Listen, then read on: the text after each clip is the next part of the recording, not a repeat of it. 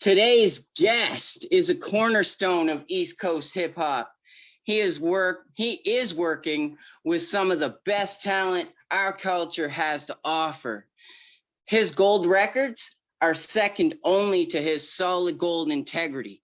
Ladies and gentlemen, please give a huge East Coast coverage welcome for the legendary DJ Moves. I didn't even hear no clapping though. I know we're gonna. I honestly wish I had the sound effects machine right here. I'm kidding. Drop the bombs on that shit. You know what I mean? Do my it's always a goddamn fucking total fucking experience to be interviewed by you. I appreciate you, man. I appreciate you. Man. Okay, can we start from the beginning? Truro. Yep, Truro, Nova Scotia. Truro hip hop. That's where I'm at right now. Absolutely.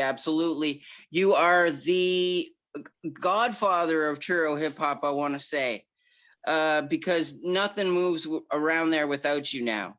But talk to me about before that. Was 6'2" around, or like what was happening in Truro locally? Yeah, when I was in grade 10, I had bought Techniques 1200s, 2 turntables, because I wanted to be a DJ. Mm-hmm. I had watched Soul in the City on Rap City, or Much Music, and had seen a live thing of Cash Money DJing, DJ Cash Money. Yeah. I was like, oh, I want to be that. Yeah. So I don't even know how I figured out how he was doing it or what equipment he had. I just knew he had turntables, but then I found actually in the newspaper, there was no internet. Mm-hmm. So in the newspaper, I seen a guy had in Sackville, Nova Scotia, which is an hour away from me. Right. He had 2 Techniques 1200s for sale for $700. Wow. Yeah. So I got my parents to drive me there. I had a job at IGA bagging groceries. The IGA was a subsidiary of what is now, I think, Superstore. Right. Yeah. Before there was such thing as Superstore. Mm-hmm. Anyway, we went there and got the turntables, and I was DJing. I was fucking around with myself and blah, blah, blah. And then 6'2" had moved to Truro, Nova Scotia here from Toronto, was where he was from. Wow. And I met him, and me and him became a group. We were called Criminal Moves. Oh, wow. Originally. And then we did a few songs just on pause tapes and stuff and scratching and blah blah blah. They terrible. I still got the shit, but that would never come out because 6'2" would just shit his pants if I put that out. But then school started. This was all the summertime before going into grade 10. So the school started, and we met Corey Bowles and Derek McKenzie. Mm-hmm. Yeah. And they both wanted to rap too. They were friends. They were skateboarders, and they could both freestyle and do everything that Rob could do. So we all decided to become a group, Hip Club Groove. And wow. I wasn't involved in the name of the group. I don't know how they decided that. You'd have to ask probably Corey that. He probably decided that. But yeah, we just decided to start making songs, and we did a whole bunch of little tiny shows in Truro right then. Any show we could do. Then we did a couple shows, and then people started asking us to do shows, and then it just like just fell in place, you know what I mean? Yeah. And Hip Club Groove was signed pretty much out the gate. You know, you guys started doing your thing with MCA.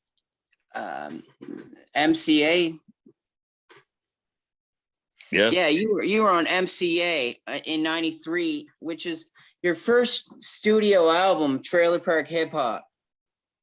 Yeah, it only took us a couple of years to make that since we first all met each other.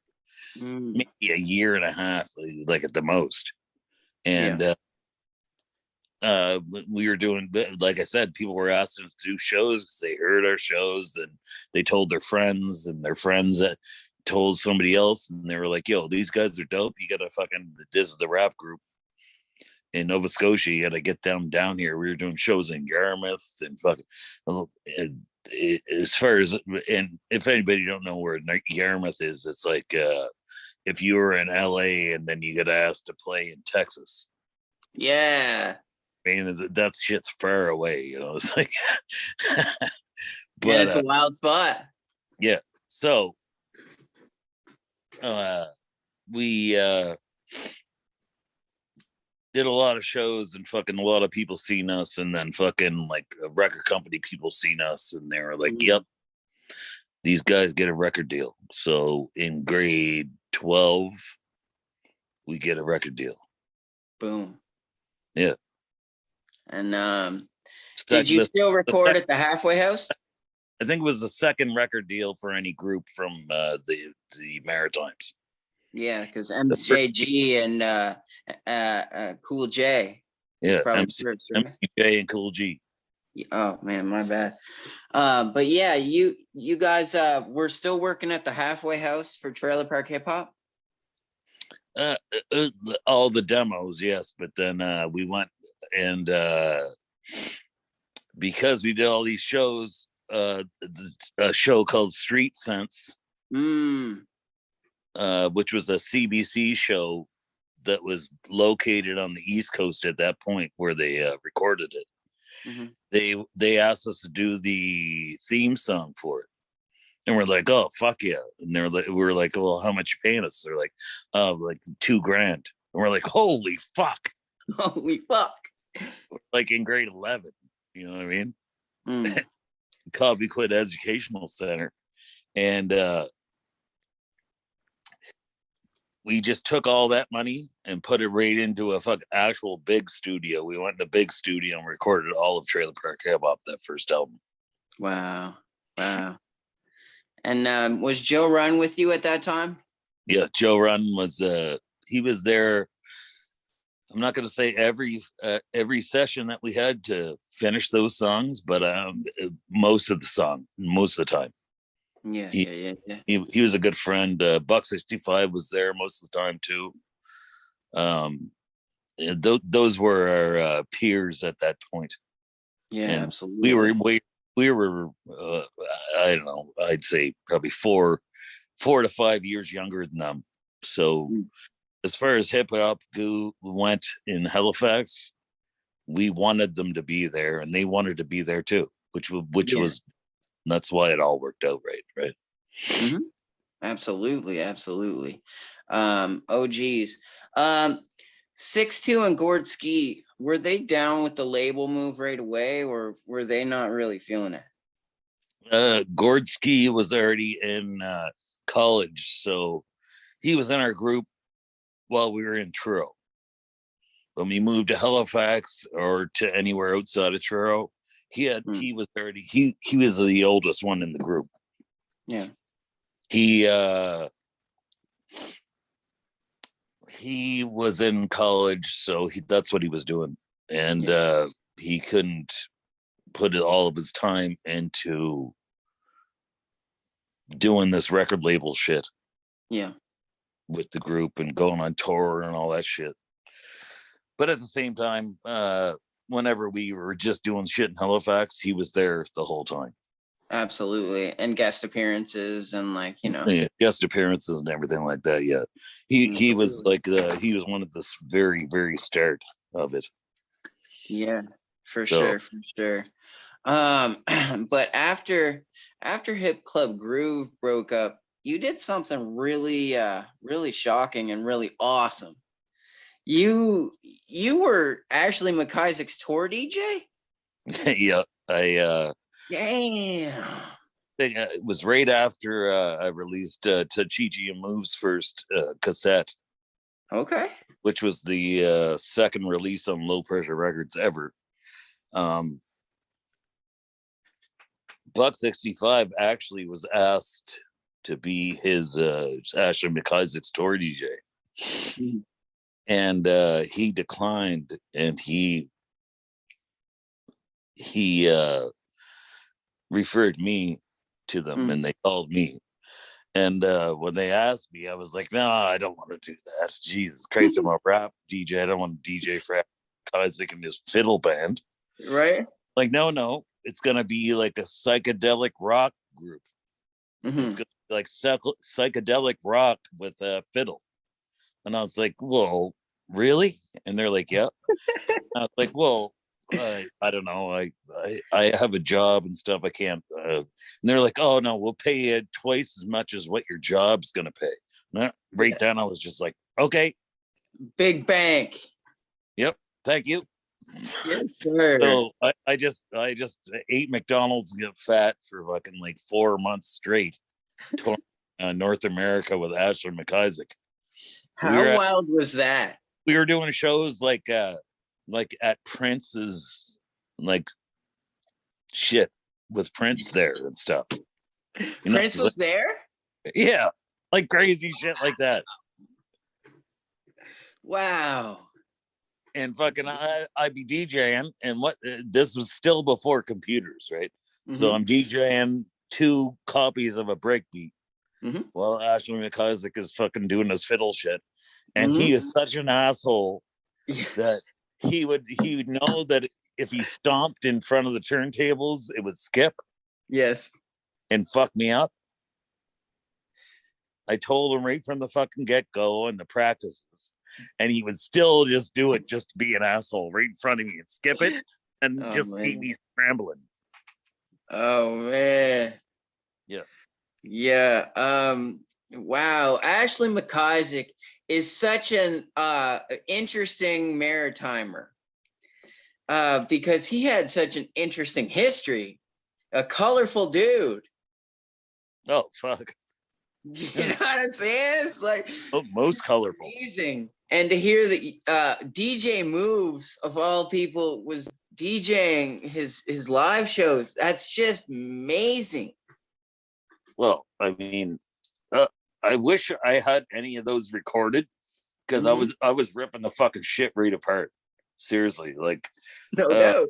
There'd be like fucking 6,000 people in the fucking crowd, and I'm fucking just breaking beats all day long. That's all they have me do is break beats. Yeah, and they bought the records for me to break beats and fucking. It was just back and forth, back and forth, back and forth. Then he'd stomp and skip the record and fuck me all up. Oh, wow. Yeah. The days of fucking when you had to actually DJ actual records and break them. Yep. Was way, way more stress than now. I'll tell you that. Yeah. Yo, what was your crates looking like back then compared to what you take to a club now? Well, I got way, way better shit now. Yeah. Well, back then, I knew what was dope, but being just a Nova Scotian, you couldn't find that shit. Right. You know what I'm saying? Now, these days, with the internet, I buy all the fucking records I want to play. Yeah. With the internet, you know what I'm saying?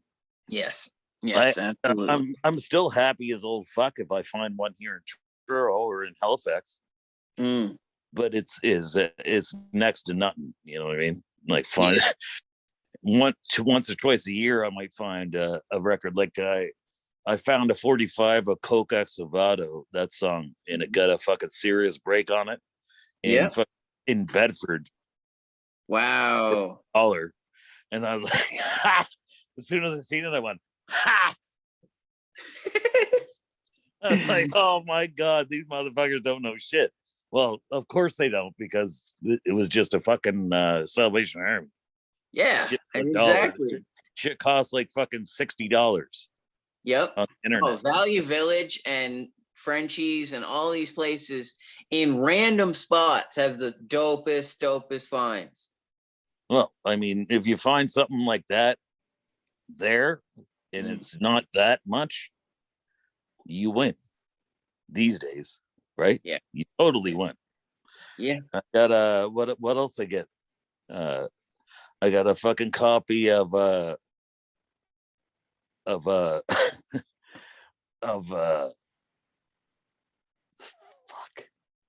Can't remember the name of the album, but it's the one. It's not the first Cool in the Gang album, but it's the second one Hmm. with a whole bunch of dope shit on it for like $1 too. Here, here in Nova Scotia, and I'm Wild. how is it even in Nova Scotia if I haven't even? It's not even been for sale for the last fucking 20 years that I've been looking. Mm.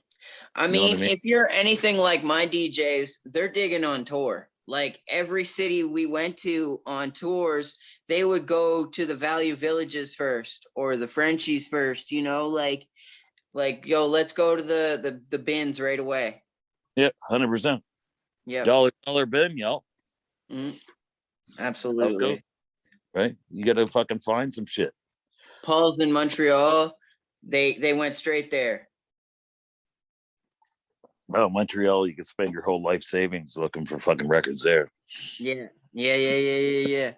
Absolutely, absolutely. Is that how you felt when you moved to Toronto? Uh, when I moved to Toronto, I felt like it was the best thing ever for me. I had actually and took my girlfriend Hmm. to live with me too. I didn't just leave her. And then fucking after a while, I came home one day and I heard she was fucking some dude Yeah, in it my apartment, happens. and the door was locked, and I didn't have my key, and I just went to this. I went out for like half the day, and then came back early. Some dude's fucking her in the house, Yikes. so the door is locked. I bang on the door. I say, "Open the fucking door! I can hear you." We were in Parkdale in Toronto. Wow. This is about 4 months after we first moved there. And I said, fuck it. I booted the door right the fuck in. And then I Mhm. fucking went in. I said, dude, get the fuck out of here. He said, oh, I'm sorry. I said, I don't give a fuck. Get the fuck out of here. And then he left, and she was like, oh, well, let me get dressed so we can talk. I said, no, you get dressed, get the fuck out. Yeah. Yeah. Yeah. Oh man, you But then, showed great strength in not killing but son. then later on, I also found out that my one of my friends back then had also fucked her too, Mocha Only, who I did a bunch of songs with too, but say I'm not Mocha friends with. only. Yeah, Mocha Only, he fucked her too. He fucked my Damn. girlfriend. While it was my girlfriend, he was my boy. Yo, Mocha. Yo, wow. Anyways, okay. But in Toronto, you were making music too, right? Like you worked with the guys from Len. Yeah, they. That's the reason why I moved to Toronto. They Mhm. had recruited me to help them because they were they they got a record deal, and they were really a pop group. They Yeah. had been my friends for years and years, and they recruited me and said, "We'll move you into an apartment. And you come up here. We just got a record deal. Yeah. We need to make this record more pop, not rock." And I Right. said, "Well, what's that mean? You want it to be more rap?" And they're like, "Yeah, we want kind of to be like old school rap." Hmm. So you know about that? And I was like, "Yeah, I do." Okay, good. Yeah. They they moved me up there, and me and my woman, and uh I was doing that there for a while, but I was also making albums like in that same house that she got caught in. I made the whole album with Governor Bolts, his first album, The Yeah. Crooked, and I also made that Mocha fucking album, the Arkdale Sessions, Wow. in that same Okay. apartment building. And yeah, the that I was working on all that shit at the same time. Can't Stop the Bum Rush sold 500,000 copies. Yeah, in the States, yeah. How did that make you feel? At the time, I was young, so I didn't really give a shit. I was just hoping to get paid all the time. Yeah. and not have a job. It didn't seem like you had a job when you got a record deal. You know what I mean? Yep. Like I didn't have to go to fucking work and talk to some people I didn't fucking want to talk to, or fucking listen to some guy's bullshit. It was because you had done real work, like at every, IGA and stuff like that. Real like out in the world work. exactly. But fucking, it was fucking awesome. I thought, like, if you can get a, I don't know if anybody can ever get a record deal like that again. We got like $2 million. Wow. And fucking like $1,500,000 on guests and recording at giant studios. Like we recorded like in the biggest studio in New York, and then we recorded in the biggest studio in LA, and like the one that Michael Jackson fucking recorded at all the time and shit like that. We were fucking sitting in the room where he was sitting with his fucking goddamn monkey Bubbles. Bad and shit. You know what I mean? Yeah. It was fucking crazy. So it was the best experience ever, and I'll never forget that shit. At the same time, though, like it ended up being hardly anything, because actually up until 2 months ago, Len had never made money. What? All the fucking songs you hear on fucking commercials, Steal My Sunshine on commercials for the last 20 years on the radio, it's been paying back that record deal. You guys never recouped? Never. Until wow. 2 months ago. It took like 20 some years, 23 years. So now you guys can get royalty checks. Yeah. So a couple months from now, I'll get like $5,000. Wow. The other guys in the group, the main guy will get fucking like probably $50,000. Blah blah blah. Right. Dude. Did they know they were bogging you guys down with those friggin' crazy upfronts? What do you mean? Well, like they gave you $2 million, right? And like, and no, plus, that's what every record label did to everybody back then. Yeah. They were just hoping. What they hope for is that your first single, if it's a hit, like ours was. Yeah, which it was. Then they want the next two singles to be a hit, and then it recoups right away. Yeah. But for our group, only the one was a hit, and then nothing else. Yeah. So it took 23 years for it to come back. You know what I'm saying? Bro. Like, nobody really wants a record deal. You shouldn't get no record deals. If some company tries to give you that much money, you owe them that much money. Yeah. Exactly. Like exactly. I think it's cool, but at the same time, if it takes 20 years to pay it back, that ain't cool. Fuck, that's like a house. Yeah. Oh my God, that's a mortgage.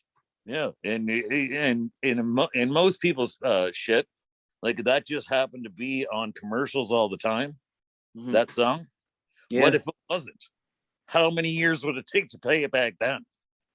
Right. Until we were dead. Oh my God. In the streaming era? Yeah, until we were dead. Fuck. No way, man. That's terrible. That is terrible. Wow, that's a lesson though. That's a big lesson. Yeah. Well, wow. So down with the labels, man. The labels have been screwing people since the dawn of time with that shit. Yeah, the only label that has never screwed me is two. This Black Buffalo Records in Halifax. Kevin and Kamud, they're the good ass people. They know, they think the same as us. Love them. Bullshit. And Tom Quinlan from Han Solo Records. Yes. He's never fucked nobody over either too. He'll take it in the ass fucking before he fucks you over. Another label that's never fucked anyone over is Low Pressure Records. Yeah, no, I haven't never made enough money just by myself to fuck anybody over.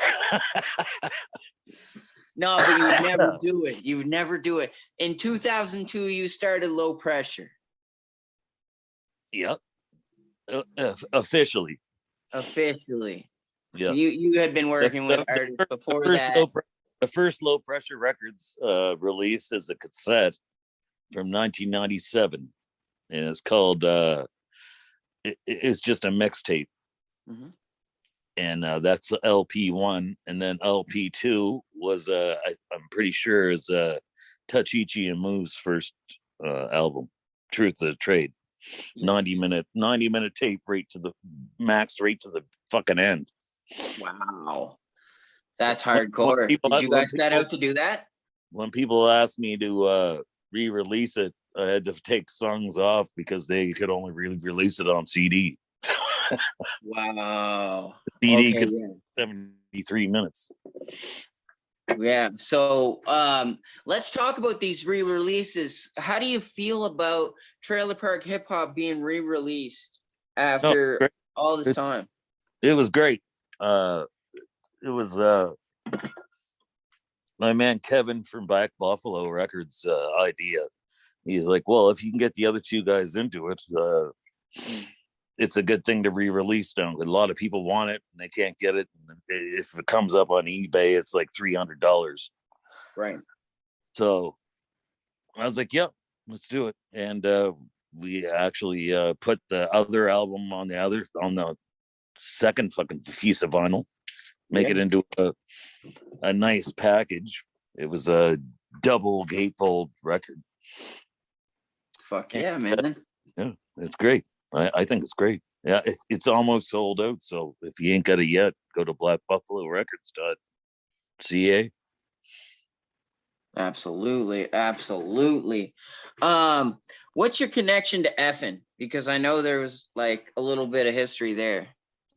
Effing started being a company in Vancouver when I was producing for.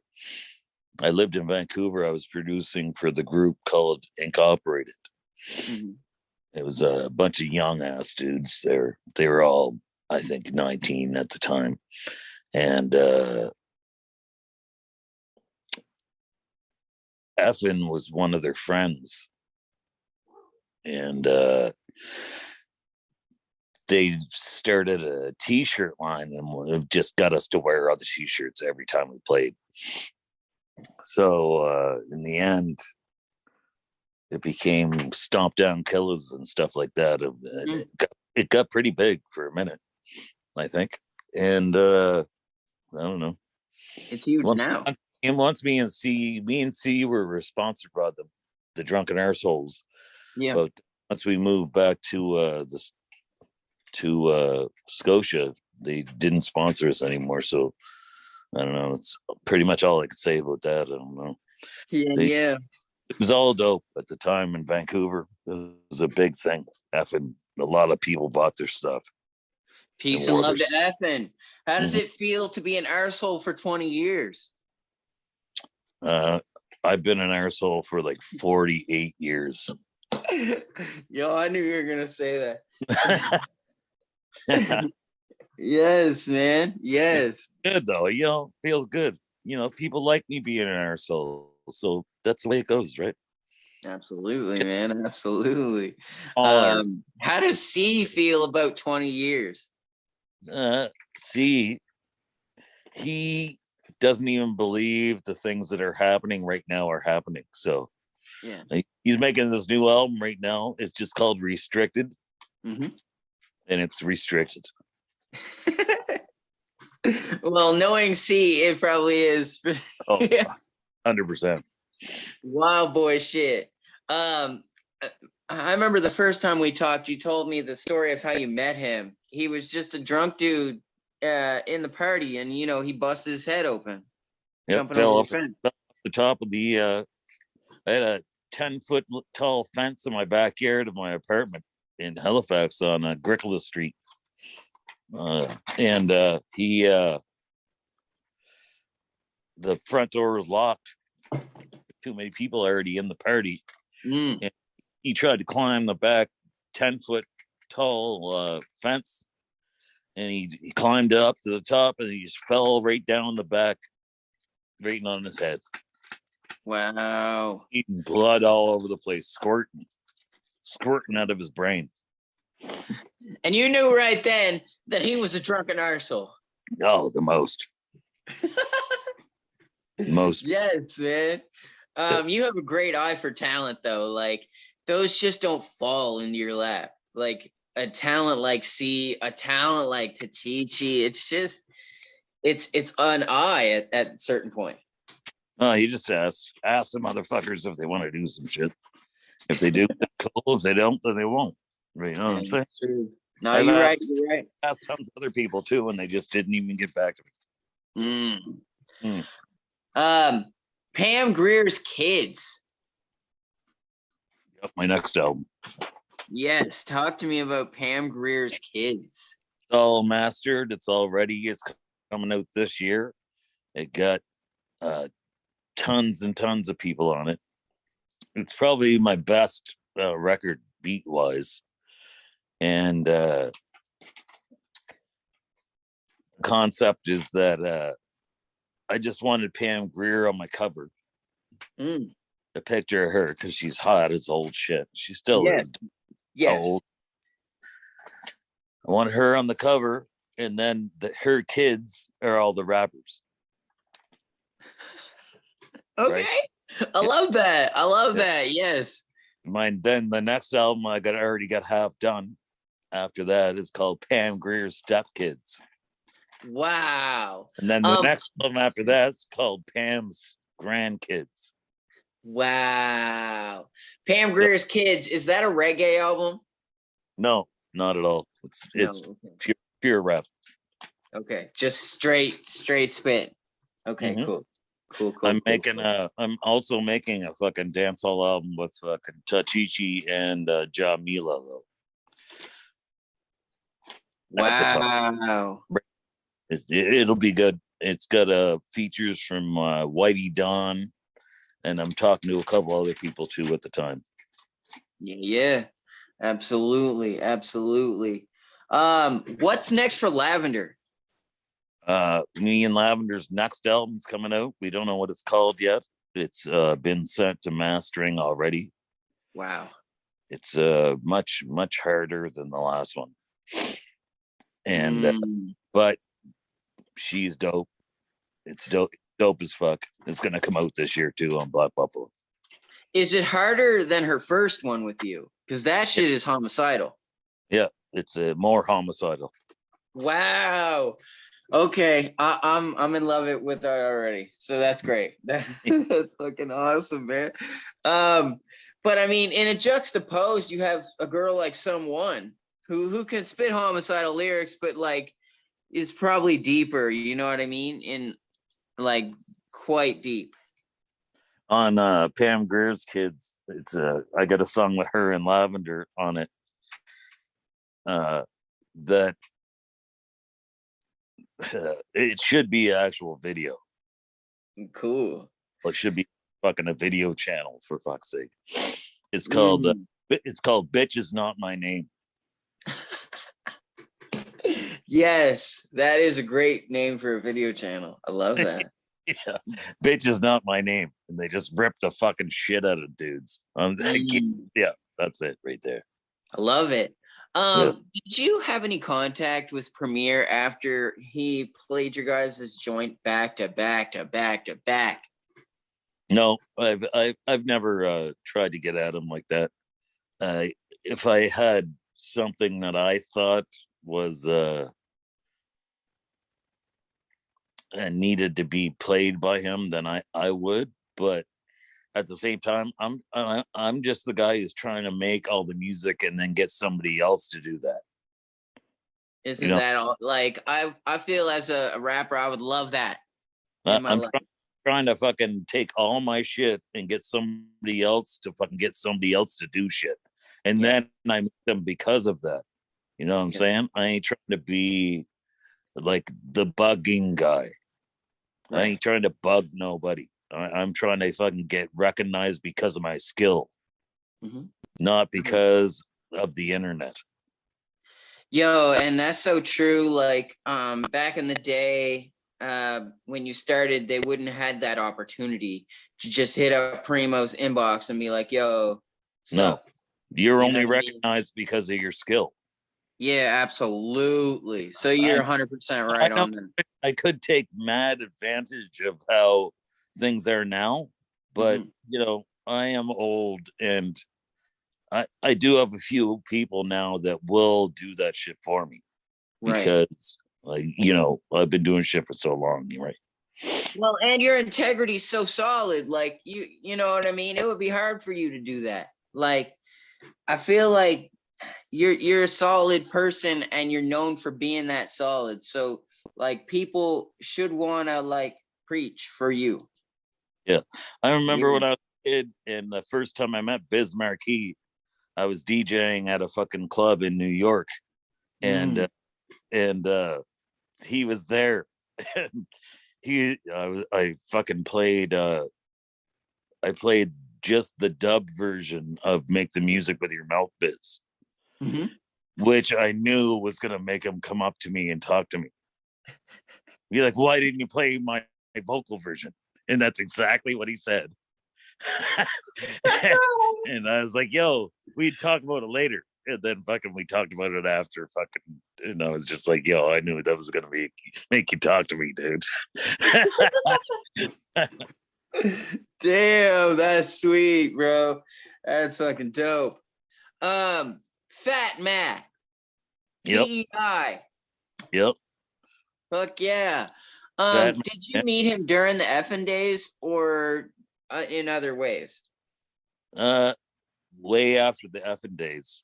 He was a Halifax rapper who had started rapping in Halifax way after I'd left Halifax.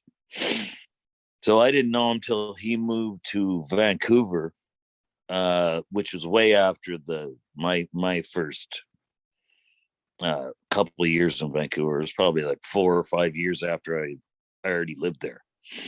And he moved there, and then I met him. And one time I was at his house. He invited me over to his house. I didn't even know him. He asked me if I wanted something to eat. I was like, okay. He comes back with white bread with butter on it, with sugar on it. That's it. What? No way. That's what he offered me to eat. White bread with butter with sugar. That's it. And what did you say? I was like, oh, okay. I ate it. It tasted good. Obviously, it's gonna taste all right, right? But still weird as fuck. Yeah. And I mentioned that to him all the time. Still, I'm like, dude, first time I met you, you gave me a fucking butter, fucking sugar sandwich. What the fuck is that? Who does that? He's like, oh, I was poor though. That's all I had. That's why he was fat. That's all he ate. That's how he put the fat on Matt. Damn. Yeah. He bought a bag of sugar, which is fucking $4. Yeah. And a bunch of bread and some butter. Fucking That's probably wasn't even real butter. Yeah, it was probably margarine, for fuck's sake. Yeah.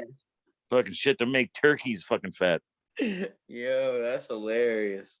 Shout out to Fat Matt though.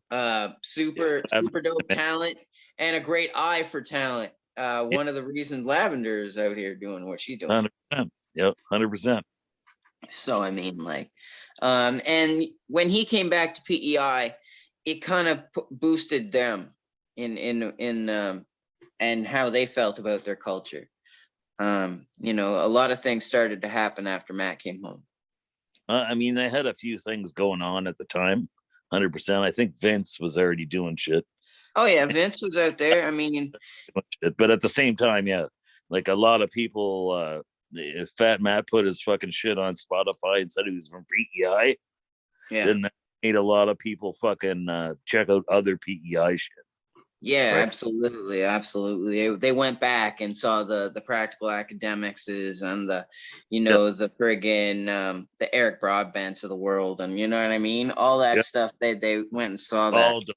Yeah, all dope. Exactly, absolutely. The Trip. I mean, just fire. That you wouldn't necessarily know about because it's PEI and it kind of stays to itself. No, nobody knows about that shit, dude. Except for us. Yeah, for the heads. Yeah. that go out and experience the stuff. I mean, and I'm lucky enough to get to travel to all these places and meet these cool people, and such as yourself. I mean, you've done that and so much more. Like what I think is the best thing to do right now for those people is Mm, the all the PEI people or New Brunswick people that have put out albums that people feel are classic. mm, Just take your money you make now from being an adult in your big ass in your job yeah. that you got being an adult job and make that shit on vinyl because that's what people want to buy. They'll Word. buy that shit. Man, like the vinyl connections, because my DJ's been wanting vinyl. Like they wanted their stuff on vinyl, but it's so hard to get it done. Well, it costs a lot of money. Is what I'm It saying. does. But as an adult, if you now have a fucking adult job, If you got some bread. you could possibly put that money up and make more money back. Absolutely. Right? Absolutely. So like how did record labels do it? They made Right. fucking records and then put it back in. Yeah, and I mean, like vinyl's so hot right now. Black Buffalo's doing vinyl so big and so dope. Like it's the thing to do. If you think fucking 100 people want your vinyl, then do it. Mhm. It costs $50 each for them to Yeah, buy man. it. It costs you 2,500 to make it, Wow. and you make 5,000. You are really breaking the math down. I love this. I love this. Because I see artists like Word Burglar all the time, doing these crowdfunding things. Like, yo, we're trying to get this album done, like we're gonna get it pressed to vinyl, order now or whatever, right? So if you get 100 people to order that shit, you're already in. That's true, but at the same time, that goes back to where I was saying I don't want to ask any to do anything like that for me. I want my skills to just sell my shit, which it does, and I don't need to suck hole to fucking get fucking sold. You know what I'm saying? Hell yeah, hell yeah. That's not a diss to anybody who does that because that's fine. Jungle Brothers did that. De La Soul did that. That's fine. I don't. I'm not mad at people, but just for me personally, I want to feel like my shit. People bought it because they wanted to. Yeah. You know what I'm saying? You build it and they will come. Yes, 100%. And if they didn't, then I know that it wasn't for everybody. That's Right. all. Yeah, for sure. I don't need to ask people I don't know to fucking give me money. No, you're right. That even seems berserk. Hey man, you don't know me, but can you lend me $20 so I can put my record out? No. Yeah. I might be old school, but I don't like that. No, I feel you, man. I feel you. Are you still in contact with MC Kenzie and Checklove? Yes. Okay, cool. It's not MC Kenzie either. It's just Mackenzie. That's his last name. My bad. That's all. No bad at all. Fucking, it looks like that, don't it? It looks like that to me right now. Yeah, I'm smoking too much and I'm blind. So what do you know? Only half blind. Exactly. Big facts. Only the truth. Yeah, both. I'm friends with both of them. Yeah. No, it's true. Yeah. That's totally dope. Are they still making music right now? Checklove is he still rapping? Nope, he hasn't rapped for a while. And Mackenzie has a group that he put out vinyl with on Hand Solo Records called 604902. Oh wow. Okay. So I think that's what it's called. Shit, I got the record. It's good too. It was probably 5 years ago. Awesome. Yeah, he hasn't put Shout out to Hand Solo Records. Shout out to Black Buffalo. Shout out to Low Pressure and every crew and label that I named here tonight, because we went through a lot of history tonight. And I really, really, really want to thank you for your dedication and your love for the culture. Okay. What I got coming out soon is the next record I got coming out is this Pam Greer's Kids. It's a compilation. It's all produced by me, all scratches by me. Got Zess no, it got a CT a million people on it. To Chi and C are definitely confirmed. That's super fire. I love when you work with them. Lavender and someone Jesus Christ, I can't remember right now, man. It's too many people. But then after that is the Lavender album, which we don't know the name of yet. She's still figuring that out. That's coming out this year. Then at the end of the year is the new Drunken Our Souls album, which is called Restricted. Yeah. And just got the cover is just the restricted thing from the old VHS tapes. The little tiny restricted square. You know what I'm saying? Yeah, the parental advisory thing. Yeah, parental advisory. And then after that is I got Pam Greer's Kids 2, which is coming out the 1st of next year. Then I got Tachichi's new one, which is all Miami bass album that I'm making. Wow. It's all 120 beats plus. Damn. Yeah. He's got to get his cardio up. Yeah. And I got another album with Touch coming at that point too next year on Han Solo. Fire. Mm. Fire. Did you get the reaction you were looking for from Fuck the Police? What do you mean? Well, like when you got that Black Poet feature and it was, like the statement was so super clear. The statement was fuck the cops because they be doing bullshit. You know what I mean? I thought it was more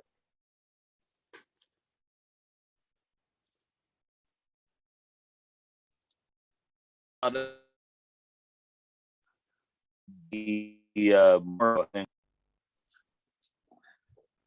It went out there for a second. Oh shit. It didn't come out actually as much as I thought it would, but at the same time, that was right when COVID was going hard. You know what I'm saying? So I didn't. People weren't really buying shit at one point. Radio started of that shit. Then as soon as it started getting like whatever, people started buying shit again. Yeah, absolutely. The economy bouncing right back. Yeah. Now the economy's crazy. Like, yeah, man, I can't wait to get back to live music too. 100%. I mean, I said in one of my lines, I said, the hip hop scenes are confined to tweets and streams. I'm tired of that. I want to get back to the real. Yeah, 100%. Who doesn't? Yeah, man, for sure. For sure. And on that note, I got to say, peace, love, and respect. It's hip hop. Thank you for joining us, Moves. It's another classic episode. Peace, love, and respect, and we out of here. All right.